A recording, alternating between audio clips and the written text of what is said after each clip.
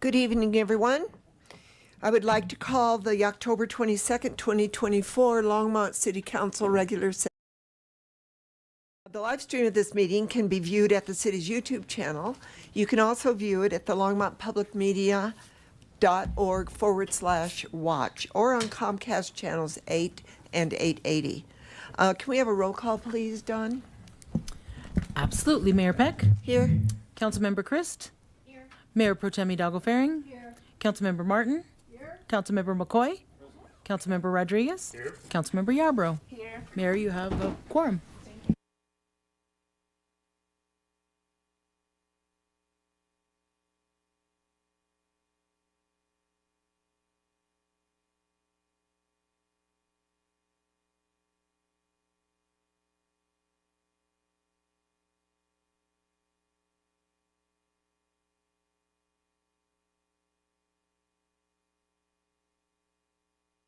As a reminder to the public, only Longmont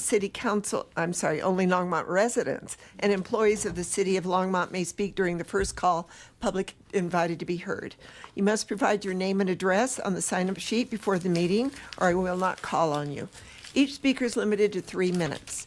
Anyone may speak on second reading or public hearing items, and you're asked to add your name to the speaker list for the specific item before the meeting. But anyone may speak during the final call, public invited to be heard. Members of the audience shall refrain from disruptive, vulgar, or abusive language, applause, heckling, or other actions that interfere with the orderly function of the council. We have two council meeting minutes that we need to approve. The first one is September 24th. Can I have a motion to? September 24. Second. It's been moved by Councilor McCoy, seconded by Councilor Crest to move the September 24th, 2024 minutes. Let's vote.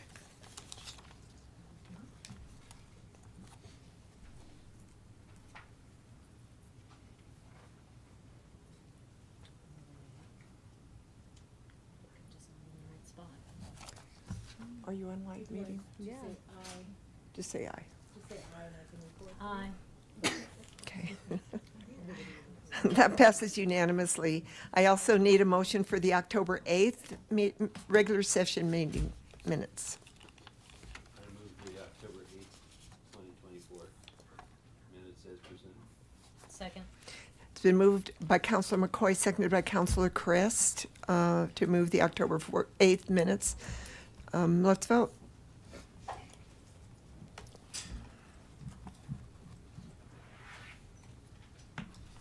And that passes unanimously. We are now at agenda revisions, and we do have a revision for item 9F, 2024-72. It's a resolution of the Longmont City Council approving the intergovernmental agreement between the city and Boulder County for CDBG funding for personal finance counseling, but it was removed from the agenda and will be brought back at a future meeting. Item 12B, compensation review for employees. Excuse me. I'm going to read this again. In its place, 12B, which is compensation review for employees appointed by council, was added. So we had one removal and one addition to our consent agenda.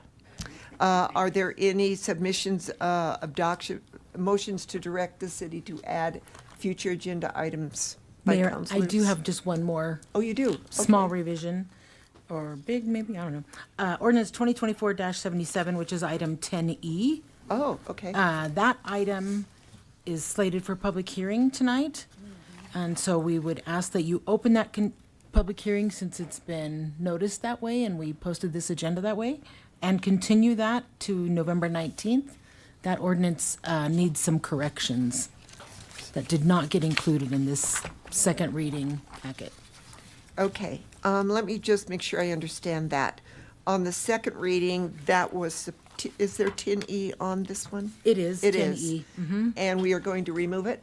No, we will open the public hearing and then continue but not take action until then November 19th. We'll bring it back Okay, in its corrected form, okay. complete for your action. But in case someone here is here to speak tonight on that item, we would want them to speak. Okay. Sounds good. Once again, are there any items that counselors want to add to future agenda items? Seeing none, we're going to move on to the city manager's report. No report, Mayor and Council. Thank you. Are there any special reports or presentations? No, none for tonight. So we're going to move right on to first call public invited to be heard. Remember that on this very first public invited to be heard, it is for city employees and residents of the city of Longmont. First, please say your name and you have 3 minutes. Mike Baum is the first one.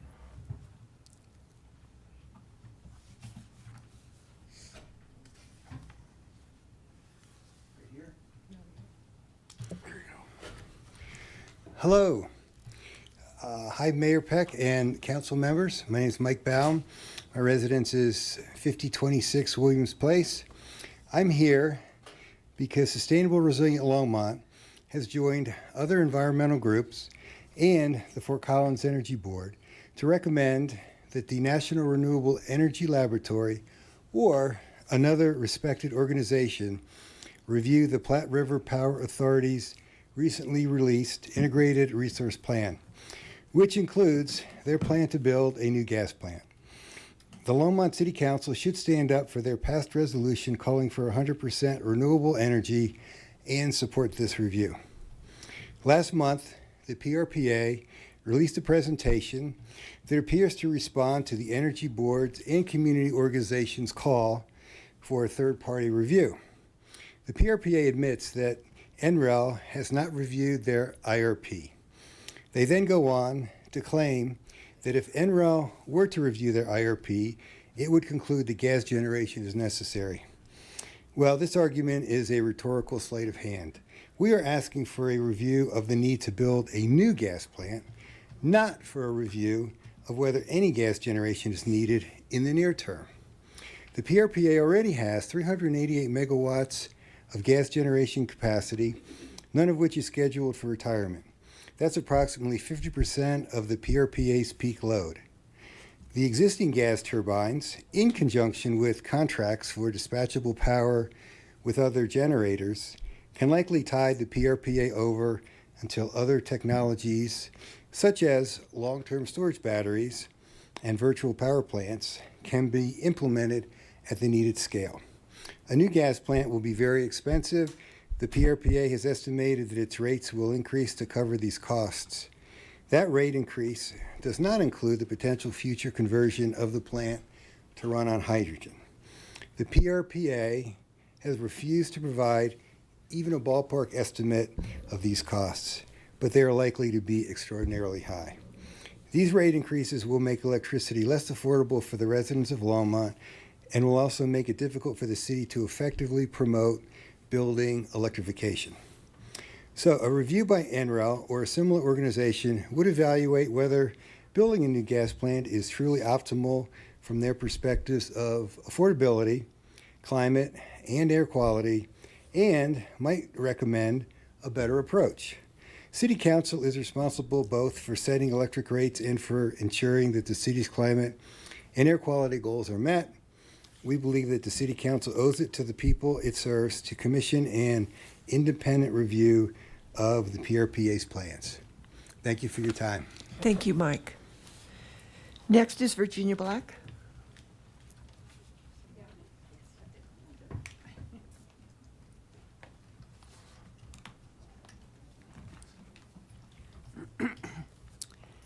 Good evening, Mayor Peck and City Council members. I am a member of several environmentally concerned organizations, including Sustainable Resilient Longmont and the Longmont chapter of Citizens Climate Lobby.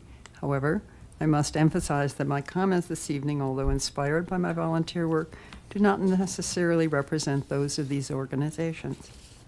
I'd like to begin by congratulating Longmont and the Platte River Power Authority on their pledge to reach the use of 100% renewable energy to generate our electricity by 2030, and to recognize what has been done so far to increase the use of wind and solar for this purpose. I'd also like to congratulate Longmont on its application for federal funds to seek out and mitigate methane leaks. This will improve air quality along the Front Range and result in improved health and well-being in our community. Methane pollution contributes to ground-level ozone and has a considerable price tag. It aggravates lung disease and asthma attacks, results in increased rates of premature births, cardiovascular disease, and increased risk of stroke, all putting greater pressure on our citizens and our health system.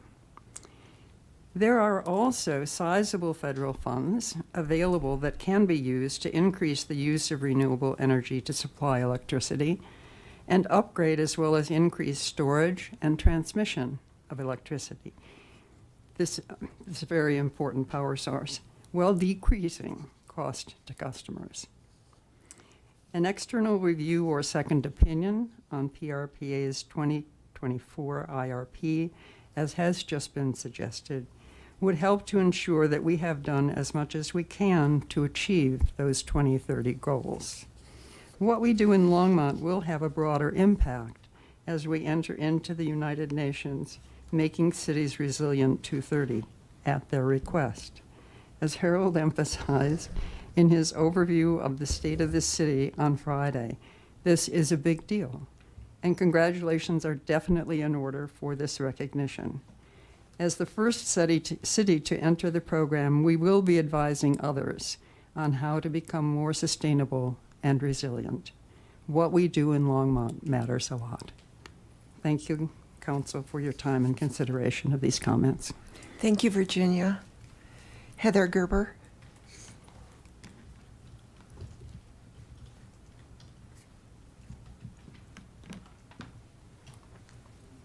Good evening, Mayor and members of Council. My name is Heather Gerber. I live at 910 Plateau Road. I'm here to ask Council to consider its role as steward of our Longmont community in the face of climate change, and to approach the question of adding a new source of greenhouse gases to our community portfolio through this lens. Climate change, as you are aware, is an existential threat to our society and way of life, from biodiversity loss to increased likelihood of drought and wildfire, to unpredictable and catastrophic rainstorms. The future of a climate above 2 degrees Celsius of warming will not look like the world we know. Yet we're already on path to hit or exceed 2 degrees warming based on current global behaviors and greenhouse gas reduction plans. According to the IPCC, the world's surface temperatures have already increased by an average of 1.1 degrees Celsius. The amount of warming is having a substantial impact on our society and economy now. We haven't had a year that was cooler than the norm in 47 years, and 2023 was the warmest year on record, and saw the first time when the average surface temperatures surpassed 1.5 degrees Celsius for an extended period. And these impacts are costly. Over the last 5 years, the U.S. has had a total of $102 billion climate disasters. Together, these have claimed nearly 2,000 lives and cost a total of $618 billion. By contrast, in the 90s, we only had 57 disasters like this, and in the 80s, we only saw 33 for the entire decade. The point is that in addition to doing everything in our power to avoid reaching the 2 degrees Celsius limit of the Paris Accord, we also need to acknowledge that every bit of warming we add has an impact. When we choose to burn more fossil fuel, we add to the warming that's already harming our community and will continue to harm future generations. As stewards of our Longmont community, I ask that Council weigh the addition of any new source of emissions in our community's name very carefully. The energy transition we are facing is highly complex, but adapting to uncertainty and the cost of a warmer climate will not be simple either. We owe it to future generations to be completely sure before we commit to burning more fossil fuel. Thank you for your time. Thank you, Heather. Lynette McLean.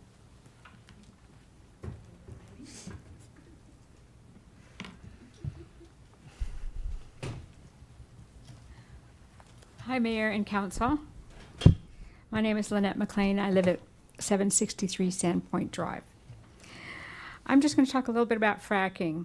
To protect human health from the ravages of climate change, we must stop spewing heat-trapped gases into the atmosphere.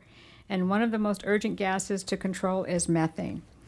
Methane and other air pollutants in Boulder County have been linked to oil and gas development. Boulder County and much of the Front Range have been designated by the EPA as a serious non-attainment area for ozone levels. And ground level ozone can lead to respiratory problems such as coughing, chest discomfort, shortness of breath. Long-term exposure can cause increased asthma attacks and heart disease. Benzene, a pollutant found in burning fossil fuels, can also lead to leukemia. A 2017 study found an elevated health risk, an 8-fold increase in cancer risk for residents who are within 500 feet of an oil and gas facility. So air emissions have been found to damage health up to even 2,000 feet from wells. And just a little bit more about methane. Over its first 20 years in the atmosphere, it's 86 times more powerful at trapping heat in the atmosphere than carbon dioxide.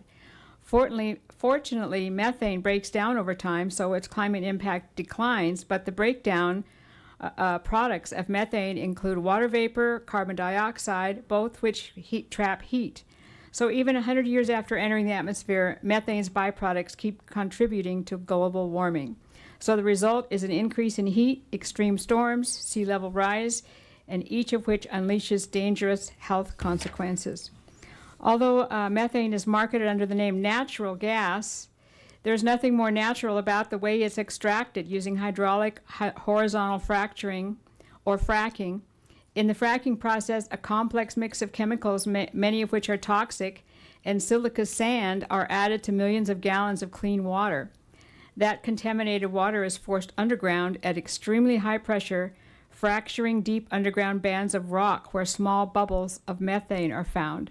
The bubbles of methane, along with other naturally occurring dangerous gases and much of the contaminated water, are brought back to the surface. The result is toxic air pollution and toxic threats to local drinking water. A burgeoning literature of scientific and medical studies show increases in serious health outcomes associated with living near fracking sites, which we all are. It's not only communities located near fracking sites that suffer health consequences from fracking, but an extensive network of pipelines crisscrosses the U.S. carrying fracked gas through other communities hundreds of miles from frack sites.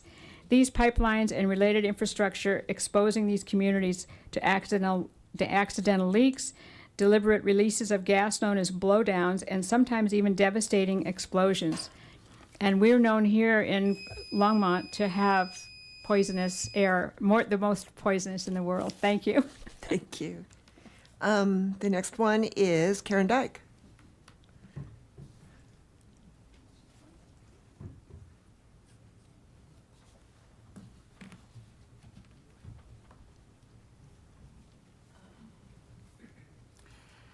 Mayor and council members, Karen Dyke, 1855 Left Hand Creek Lane. We are on the edge of a new paradigm for electricity generation. A lot is riding on whether we decide to move towards or away from a more sustainable future. Longmont has a history of being on the leading edge of working towards sustainability. In 2012, the residents of this city passed a city amendment to ban fracking. In 2017, Mayor Coombs signed a climate mayor's pledge that was in relation to being pulled out of the international climate conference. In 2018, Mayor Bagley signed a resolution for 100% renewable energy for electricity generation by 2030. And in 2019, this council approved a climate emergency declaration. The Sustainability Office has good funding and direction.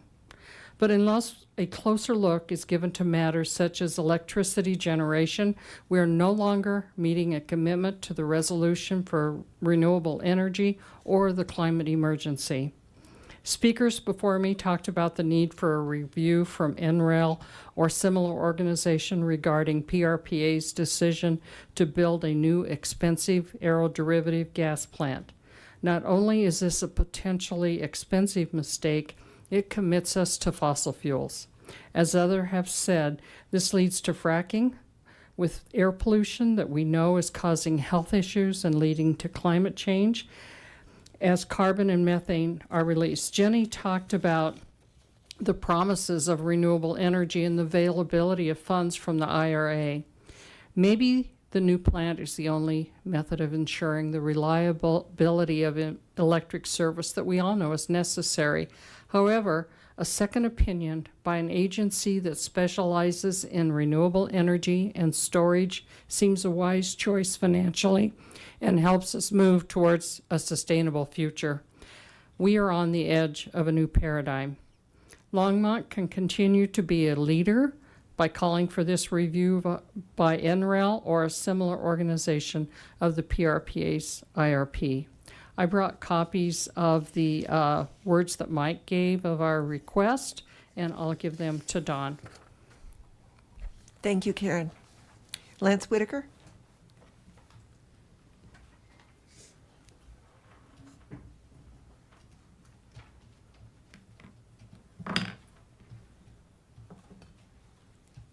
Morning or evening, Mayor and Council. My name's Lance Whitaker, 1750. Lance, can you pull that microphone up? Yeah, you're a little taller than that. My name's Lance Whitaker, 1750 Collier Street. You all know what I'm here for. Today is also National Nut Day, National Color Day, National Make a Dog's Day, National Tavern Style Pizza Day, and National Birthday and Events Day. Thank you, Mayor and Council. Thank you, Lance. Scott Stewart?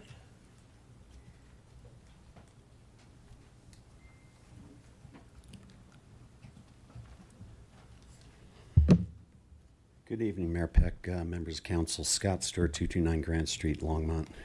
Been a little while. Here to talk about the Longmont Airport a little bit and the impacts that it has on the surrounding community. Longmont Airport is no longer just 3 miles west of the city. It's time for the city to take a second look at the airport and its impact on the ever-growing community that surrounds it. Some people will tell you that the airport is an economic driver for the city. Wait, take some time to really understand what's being presented to you by that claim. The reports, such as the Airport Economic Impact Study, would have you believe that the airport contributes tens of millions to the Longmont economy. Please question how these numbers are calculated and how they apply to Longmont. The multiplier effect that has been used to achieve some of these totals is not very transparent. Just a quick look at some of the airport numbers. The airport reports that it's roughly 100,000 planes using the runway over a year-long period. In comparison, the intersection at 3rd and Main receives 100,000 cars in 3 days. I'm not saying that the airport should shut down, but I'm suggesting that there could be a different future for the airport. The future that might not include expansion for the sake of expansion. It could be closer to the airport's origins. Before FAA grant obligations took control, the future that includes an airport that is financially self-sufficient and didn't rely on FAA grants or creative accounting to balance the budget. An airport that serves the Longmont community for the benefit of Longmont doesn't seem like too much to ask. Many of the noise issues from the airport are not from the Longmont local airport community. Longmont Airport is being abused by adjacent airports' flight schools that do not contribute to our community or to the airport's bottom line revenue. Yes, people will tell you that the airport was here before you or I ever moved here. But I would add that the city was here before the airport. The airport is not building the city. It's quite the opposite. It was the city that built the airport. The airport actually restricts the growth of the city and dictates the use or non-use of the land surrounding the airport. How should the airport continue? Can there be a limited or non-increasing impact on the surrounding community? Again, the Longmont Airport is no longer just 3 miles west of the city. Unlike what the MC at the recent air show said, we do not all love jet noise. Thank you. Thank you, Scott. Strider.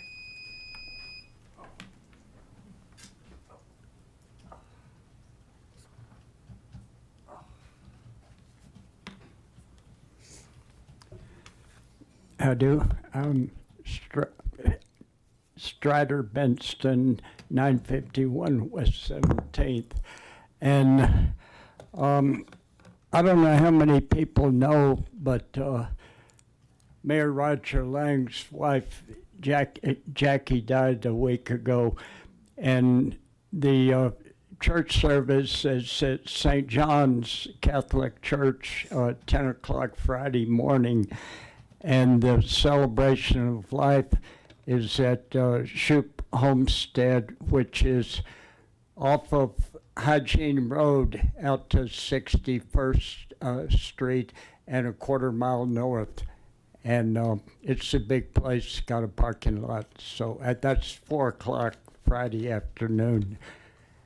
And so anyway, 237 years ago, on the last day of the Constitutional Convention, Benjamin Franklin, when he was leaving, was asked by a woman, "What kind of a country do we have?" He said, "A republic if we can keep it." We've had one serious threat to that, and it cost 800,000 lives, the Civil War in 1861. And right now, this month, we're facing the most serious challenge to our republic, to our Constitution, to everything that this country has ever been or stood for, good and bad. It's the former president has his own staff, chief of staff, John Kelly, the top military official in the country, Mark Milley, his own vice president, have all said that he is extreme danger to our country, and that is absolutely the case. The former president said a week ago, and he said it several times, he said, "Oh, climate change, that means we'll have more beachfront mansions." And he said, "Well, the ocean might rise 1/8 of an inch in 300 years. That is the extent of his intelligence, but the danger is there. We had 2 hurricanes last month that each of them like a 100-year hurricane. We had 2 in 2 weeks. People are not paying attention to how serious the destruction of our climate is. Thank you. Thank you much. Pay attention and vote. Thank you, Strider. So that was the last person on the list. That was from Longmont. So I'm going to close first call public invited to be heard. But before we move on, I'm going to augment the agenda just a little bit. We only had 5 people that came tonight to talk about the IRP, but I've had a lot of emails. So I would like to know, it's yes or no, what council thinks for me to take back to PRPA, to the PRPA meeting. Do you think that we should ask for a third-party review, whether it's INREL or another type of organization, I guess? So take a couple minutes to think about it, but let's don't have a huge discussion, just yes or no. Should we do this or should we not? I'm not ready to say it. Okay, that's fine. Because I do need to bring something up at PRPA, but we are a council. I don't represent myself. I represent this council. Councilor Martin. PRPA conducted an all dispatchable resources RFP to allow manufacturers of generation sources to suggest alternatives to the aeroderivative turbine. And that was conducted, but to the best of my understanding, or the best of my ability to find out about it, the results of that all-source IRP were never presented. So is this a yes or no? Because it's going to be an answer when I finish putting the background together, but it's going to be I have one more sentence to say, Okay. Madam Mayor. The RFP was never presented. Apparently the ADT won, but we don't know why. Before the delay and expense of a review is conducted, I would like to see the results of the all dispatchable sources RFP to be presented and explained, because I believe that it may be true that the ADT is the only way to meet regulatory requirements. So I can't say yes or no until PRPA explains that outcome. Is there anyone else that wants to weigh in really fast? Yes or no? Okay.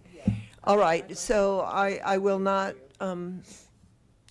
bring this up then at the PRPA, because I want to represent this council. Thank you. Going on to the rest of the agenda, we are going to go right into the consent agenda. Don, would you mind reading the ordinances into the consent agenda? Yes, Mayor. The second reading and public hearing for ordinances introduced tonight on this consent agenda will be November 12th, 2024. 9A is ordinance 2024-78, a bill for an ordinance conditionally approving the vacation of a 20-foot wide mutual access easement and a sanitary sewer easement generally located southwest of the intersection of Highway 66 and Alpine Street.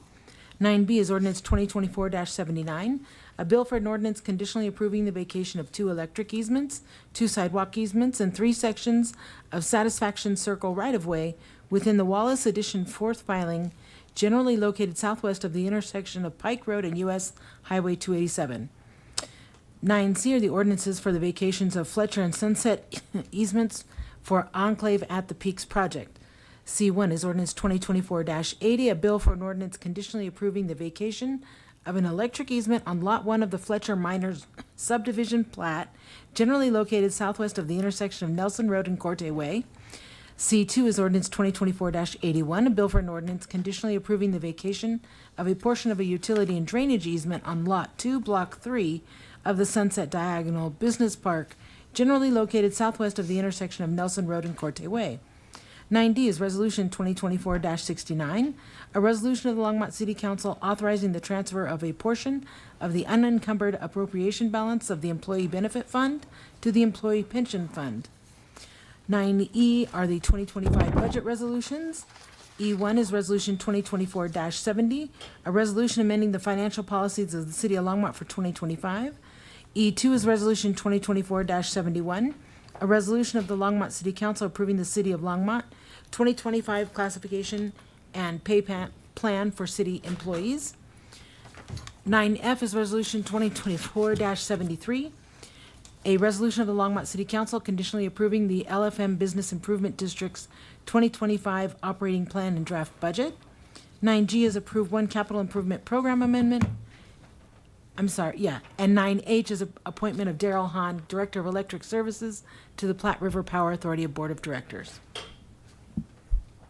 Are there any counselors that would want to pull items off the consent agenda? Counselor Crest.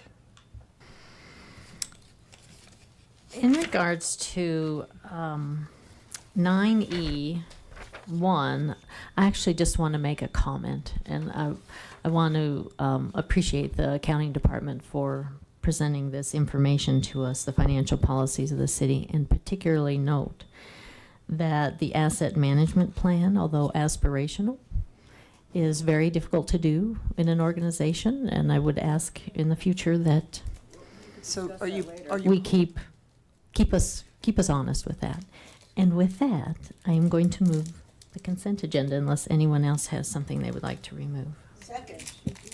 okay, so Counselor Christ pulled 9, well, She just wanted to make. I know, I got it. Okay. So Counselor Christ moved the consent agenda, and that was seconded by Counselor Martin. All those in favor, let's vote, and you can tell me. Thank you. If I get off track, I get confused. And that passes unanimously. Thank you. We are going now to ordinances on the second reading and public hearing on any item, on any matter. The first one is A 2024-70. This is a bill for an ordinance making additional appropriations for expenses and liabilities of the City of Longmont for the fiscal year beginning January 1st, 2024. Are there any questions or comments from council? Seeing none, I'll open up the public hearing on 2024-70. Is there anyone in the public that would like to address this item? Seeing no one, I will close the public hearing on 2024-70 and ask for a motion. I move ordinance 2024-70. Second. It's been moved by Councilor McCoy, seconded by Councilor Christ. Let's vote.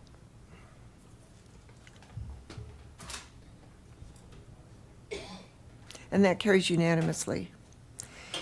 The next one is a bill for an ordinance 2024-71, amending section 3.04.885 of the Longmont Municipal Code, adopting amendments to the City of Longmont Old Hire Police Pension Plan, and Old Hire Fire Pension Plan. Are there any comments or questions from council? Seeing none, I'll open up the public hearing on 2024-71. Is there anyone in the public that would like to address this bill? Seeing no one, I'm going to close the public hearing on 2024-71 and ask for a vote. A motion, I'm sorry. I move ordinance 2024-71. Second. It's been moved by Councilor Chris, seconded by Councilor McCoy. Let's vote.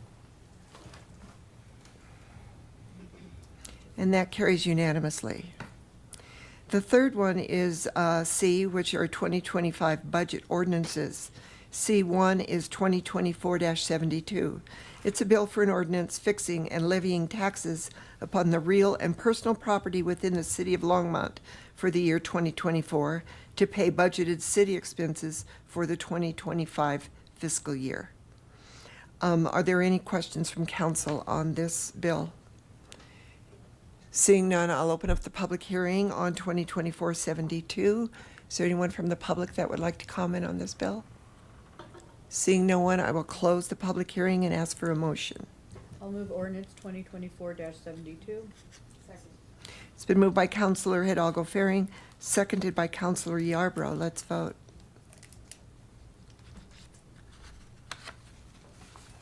And 2024-72 passes unanimously. The second part of C2 is 2024-73. It's a bill for an ordinance fixing and levying taxes upon the real and second personal property. Don, that says 2. Okay. Second personal property within the Longmont Downtown Development District for the year 2024 to pay budgeted expenses of the Longmont Downtown Development Authority for the 2025 fiscal year. Are there any comments or questions from council? Seeing none, I'll open up the public hearing on 2024-73. Is there anyone in the public that would like to speak to this bill? Seeing no one, I'll close the public hearing and ask for a motion. I move ordinance 2024. I didn't get that. Could you try again? So sorry. I know. I'm sorry about my phone. So that was moved by Councilor McCoy, seconded by Councilor Martin. Let's vote.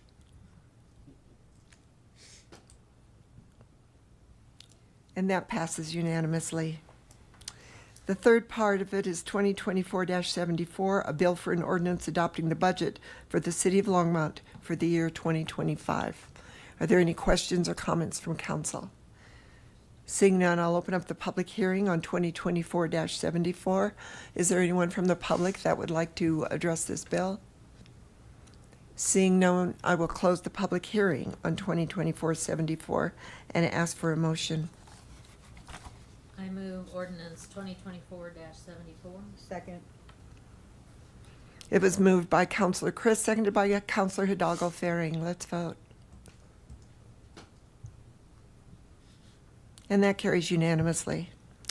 The fourth part of that bill is of the city budget is 2024-75, a bill for an ordinance making appropriations for the expenses and liabilities of the city of Longmont for the fiscal year beginning January 1st, 2025. Are there any questions or comments from council?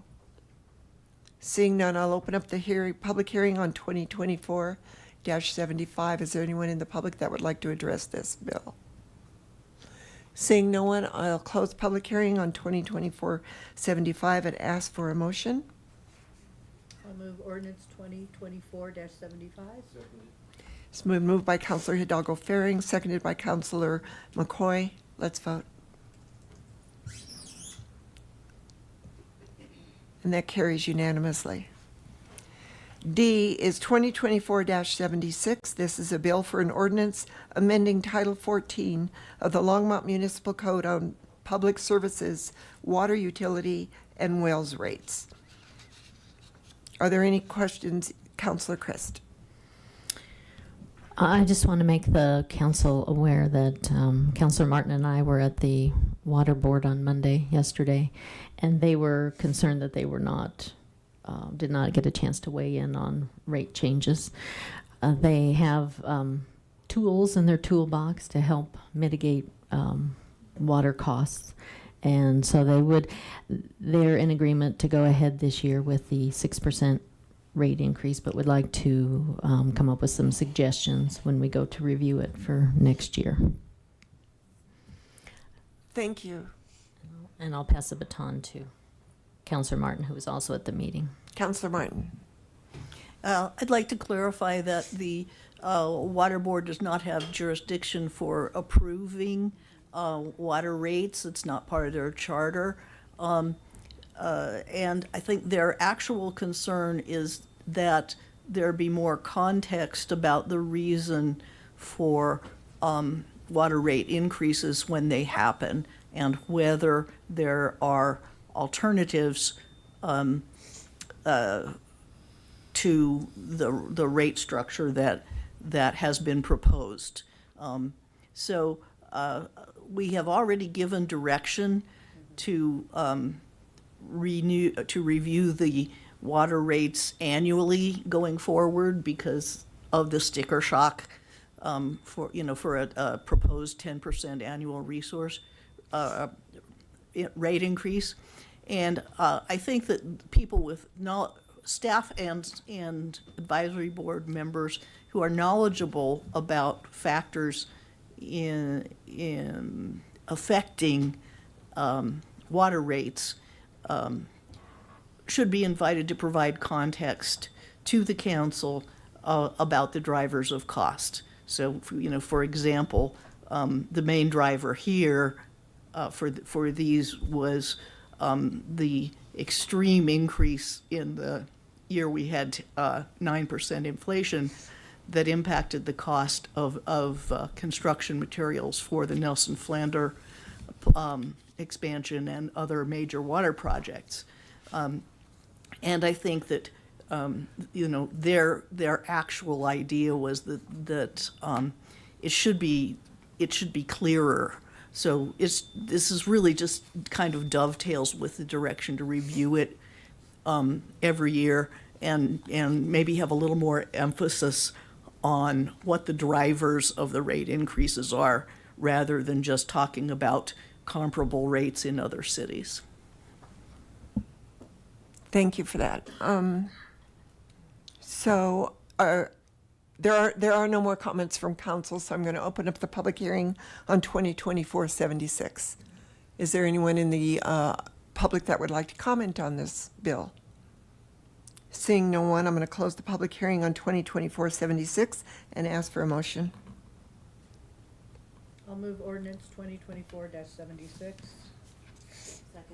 It's been moved by Councilor Hidalgo Faring, seconded by Councilor Yarbrough. Let's vote.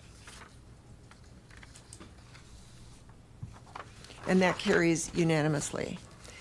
The next one is E 2024-77, a bill for an ordinance amending Chapter 11 of the Longmont Municipal Code concerning utilizing an automated vehicle identification system. Are there any questions or comments from council? Seeing none, I will open up the public hearing on 2024-77. Is there anyone in the public that would like to address this? Seeing no one, I will close the public hearing and ask for a motion. I'll move ordinance 2024-. Mayor, I apologize to interrupt. This is the one. That's the one. This is the one that is not correct at this point. So need we to don't bring these need to make a motion on it? A motion to continue to November 19th. Okay. I'll move to continue to November 19th. Okay. So, can I have a second for that? Councilor Yarbrough? Okay. That was moved by Councilor Martin to continue 2024-77 to the November 19th, 2024 meeting. That was seconded by Councilor Yarbrough.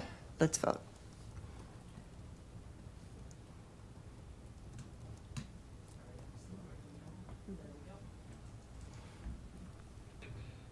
And that passes unanimously. Thanks for correcting me on that.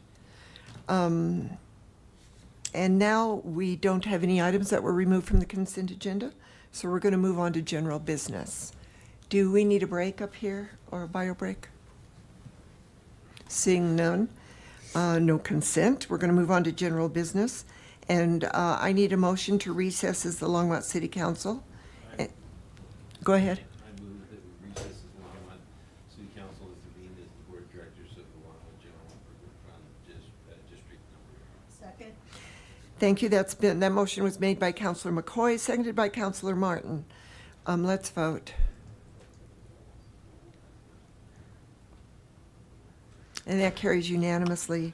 The first thing on that agenda is the 2025 Longmont General Improvement District Number 1 budget resolutions. The first one on the resolution is R LGID 2024-03. This is a resolution fixing and levying taxes on the real and personal property within the Longmont General Improvement District Number 1 for the year 2024 to pay budgeted expenses of the district for the 2025 fiscal year. Are there any questions from council? Seeing none, may I have, I would like to open the public hearing on this item. Is there anyone in the public that would like to address 2024-03? Seeing none, I'll close the public hearing and ask for a motion. I'll move that we pass our LGID 2024-03. Second. It's been moved by myself, seconded by Councilor Martin. Let's vote.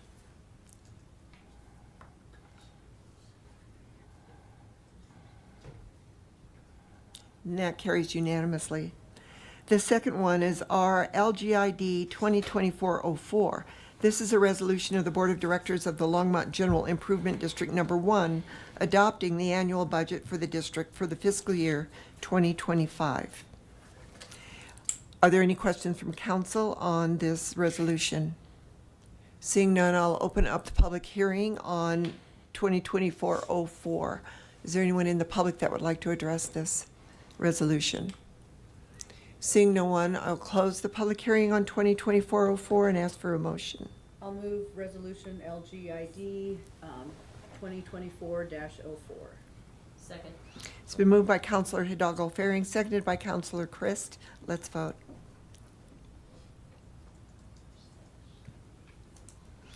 And that carries unanimously.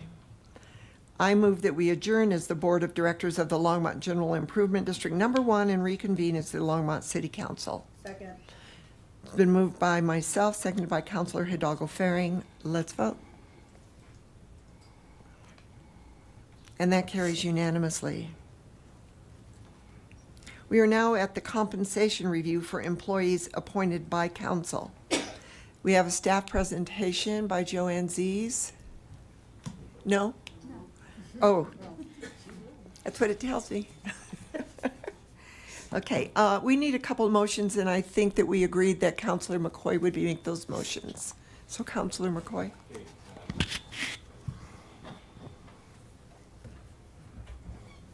Thank you, Mayor Peck. I would like to make a motion to move the city manager to 100% of market compensation. Whoops, we got that there. Compensation for 2024 plus a 3% adjustment to account for 2025 range movement consistent with the citywide pay plan. The new total compensation is $320,998 per year. Adjustment to be effective retroactive to September 3rd, 2024, based on the data, based on the date the city manager's performance review. In lieu of exceptional pay, I move the city manager a one-time grant of an additional 120 hours of vacation or the cash equivalent thereof to be applied this year. The cash or one-time equivalent of this grant would equate to 5.76% of exceptional pay. Second? All right. I'll You did send it. not. I'm sure that Councilor McCoy will give you the script.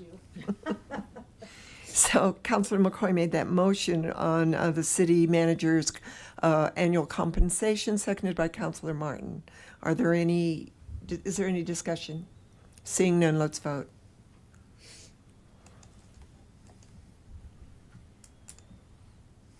And that carries unanimously. The next motion is for the city attorney.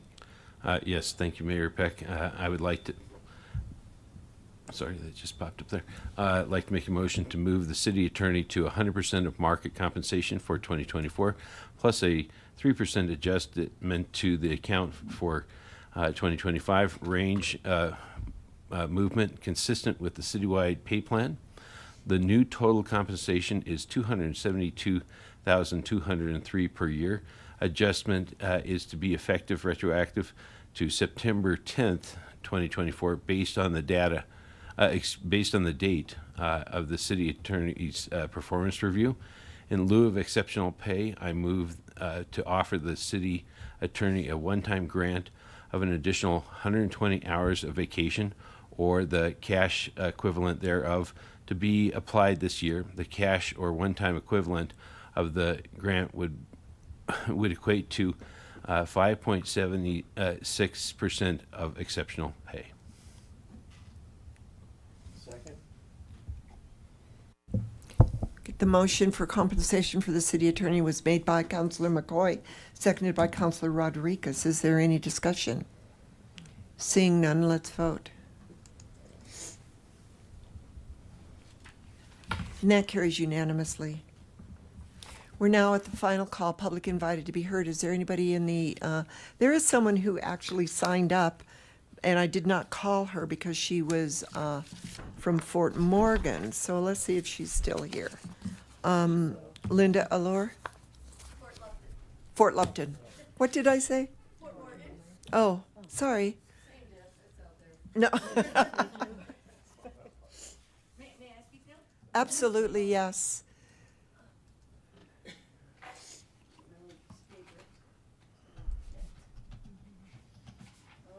Don't forget to turn on the microphone. Thank you. Red light's on. My name is Linda Allure. Good evening to y'all.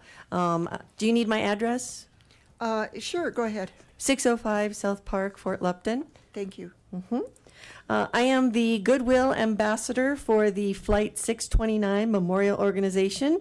My father was born here in Longmont, and I'm third generation native to the area. And I had never heard of this particular flight.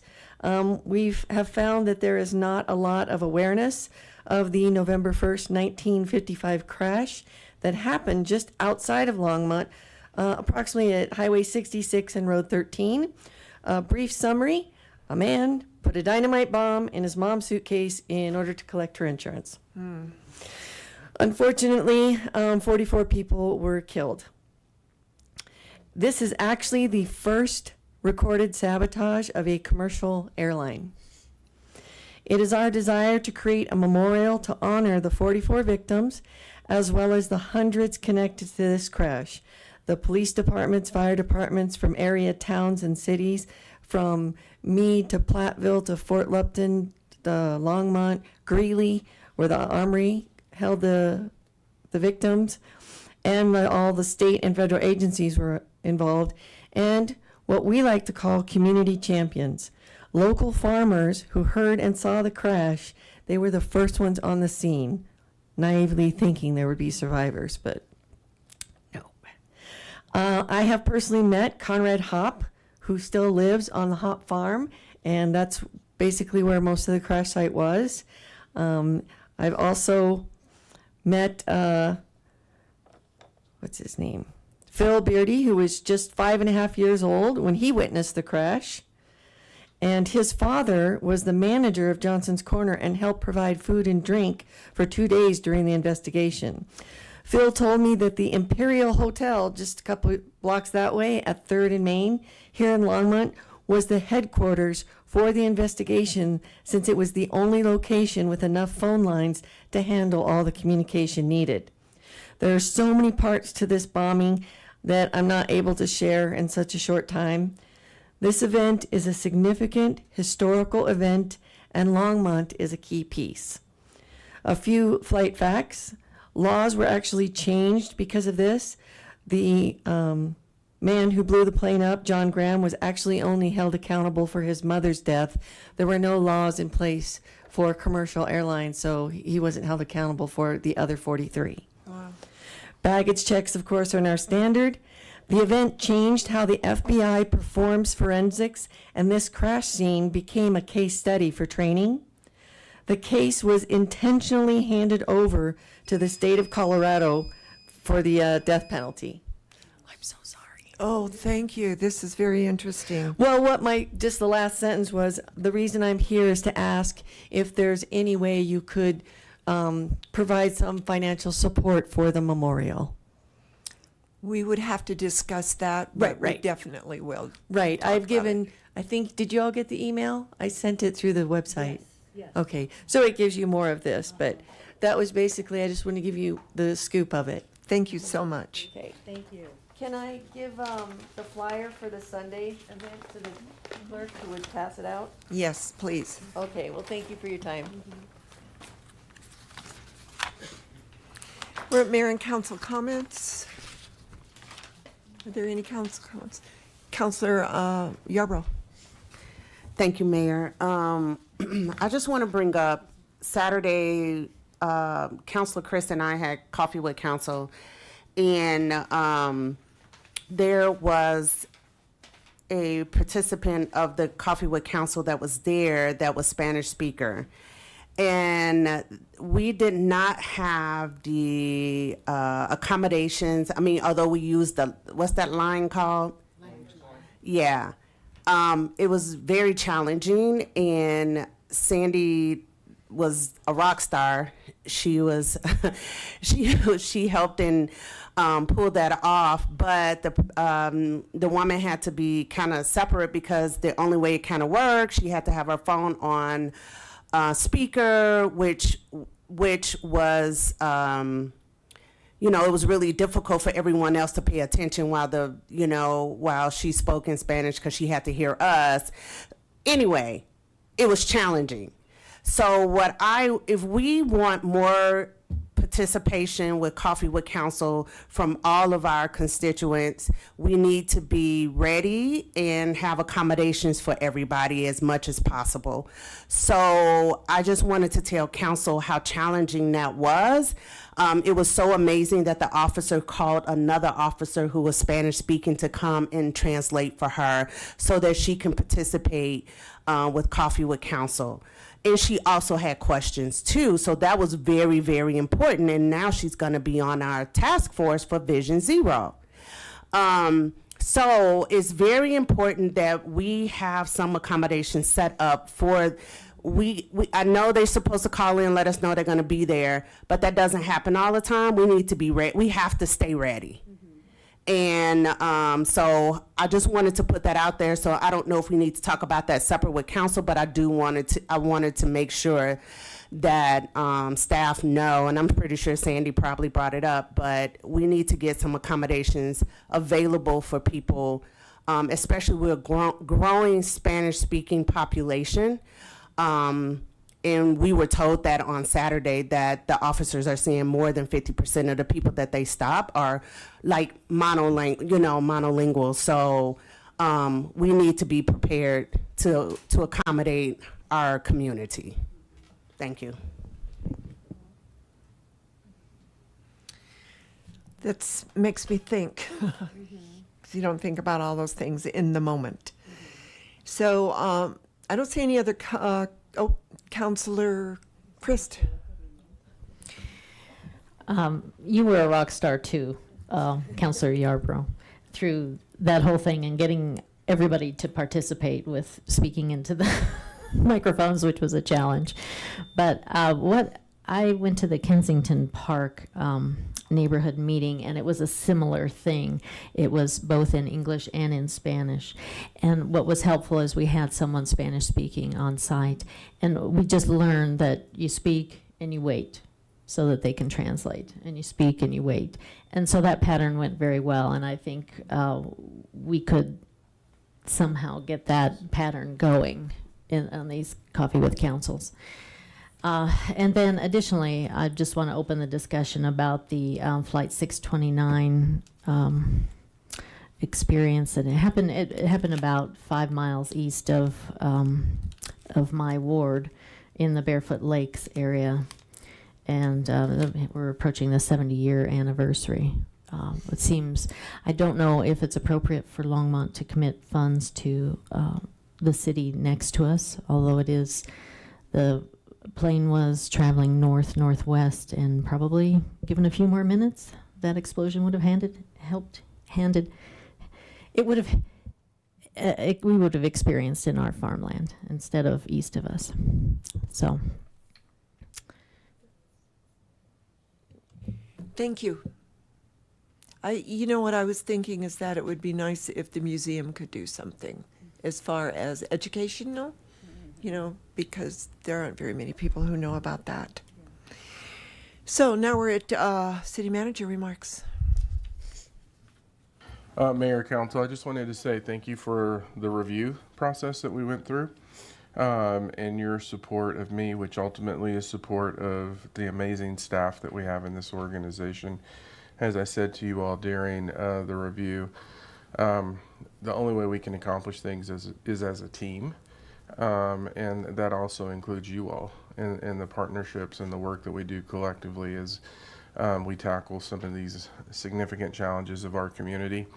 I absolutely love Longmont, and I just want to thank you for your support and thank the staff of this organization, because every day they're the backbone of the services that we provide to our community, and they deal with some pretty tough situations, but they're really the reason that we're successful in the endeavors that we move forward. And then reiterate that in the cities I've worked in and cities that I see, cities that accomplish a lot have a great partnership with the city council and the staff, and we do have that here, and I appreciate it. So thank you. You're welcome. Thank you as well. City Attorney. Mayor and Council, Eugene May, City Attorney. I would just want to add on to Harold's comments that I too appreciate council support, and I want to give a shout out to my staff who really help support the entire organization on what we accomplish every day. And it's such a great privilege to work and try to improve the community in which you live. And I think that's the greatest reward for me. And I wanted to say a special thank you. I was the one who requested the 120 hours of vacation or cash equivalent right now in this time of my life. My kids are growing up. They're in college. They're probably not going to be around very long. My son's graduating from college next year. My daughter wants to do spring break with me. And I really want to be able to take advantage of those opportunities while I have the time and they have the interest in me. So thank you for that. I know exactly what you mean, so thank you. So that's it. Second? It's been moved and seconded that we adjourn. All those in favor? Aye. All those opposed? That passes unanimously. We are adjourned.